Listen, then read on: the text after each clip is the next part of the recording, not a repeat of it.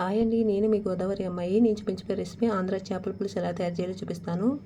ముందుగా నీట్గా కడిగిన చేప ముక్కల్ని ఒక గిన్నెలోకి వేసుకోవాలి. పావు టేబుల్ స్పూన్ పసుపు, 2 టేబుల్ స్పూన్ల కారం, తగినంత ఉప్పు వేసి ఉప్పు కారం ఈ ముక్కలకి బాగా పట్టేలా కలుపుకోవాలి. దీన్ని పావుగంట పక్కన పెట్టుకుందాం. స్టవ్ ఆన్ చేసుకుని ఒక గిన్నె పెట్టుకుని పావు టేబుల్ స్పూన్ మెంతులు, పావు టేబుల్ స్పూన్ ఆవాలు, 1 టేబుల్ స్పూన్ జీలకర్ర, 2 టేబుల్ స్పూన్ల ధనియాలు వేసి ఇవి ఫ్రై అయ్యాక స్టవ్ ఆఫ్ చేసే ముందు 4-5 ఎండుమిర్చిని కూడా వేసి ఈ వేడికి వేగిపోతాయండి. ఇది పూర్తిగా చల్లారాక మిక్సీ జార్ తీసుకుని మెత్తగా మిక్సీ పెట్టుకుని ఇది ఒక గిన్నెలోకి తీసుకుందాం. ఇదే మిక్సీ గిన్నెలోకి 2 ఉల్లిపాయలు కూడా కట్ చేసుకుని వేసుకుని 4-5 వెల్లుల్లి రెబ్బలు కూడా వేసి ఇది కూడా మిక్సీ పెట్టుకుని పక్కన పెట్టుకుందాం. కర్రీకి కావాల్సిన స్టవ్ మీద ఒక పెద్ద గిన్నె లాంటిది పెట్టుకుని ఒక 4-5 టేబుల్ స్పూన్ల ఆయిల్ వేసుకున్నాక ఉల్లి పేస్ట్ను కూడా వేసి పచ్చిమిర్చిని ఇలా ఒక నాటు పెట్టుకుని వేసుకుంటున్నాను. పులుసులో ఇలా వేసుకుంటే బాగుంటుంది. ఇది గోల్డెన్ కలర్ వచ్చే వరకు ఫ్రై చేసుకోవాలి.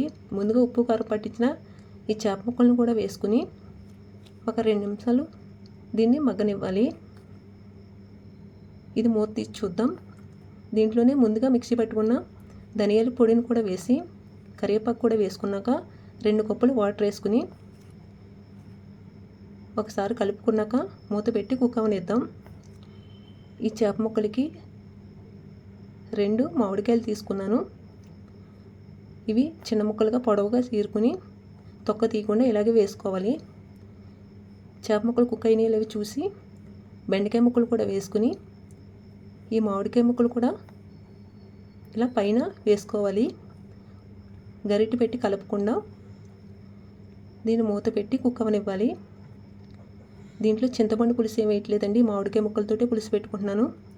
కొత్తిమీర కూడా వేసుకుని మామిడికాయ ముక్క ఉడికిందో లేదో చూసుకున్నాక స్టవ్ ఆఫ్ చేసుకుని దీన్ని పక్కన పెట్టుకుందాం.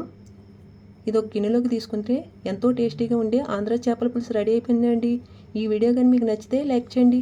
బాయ్ అండి.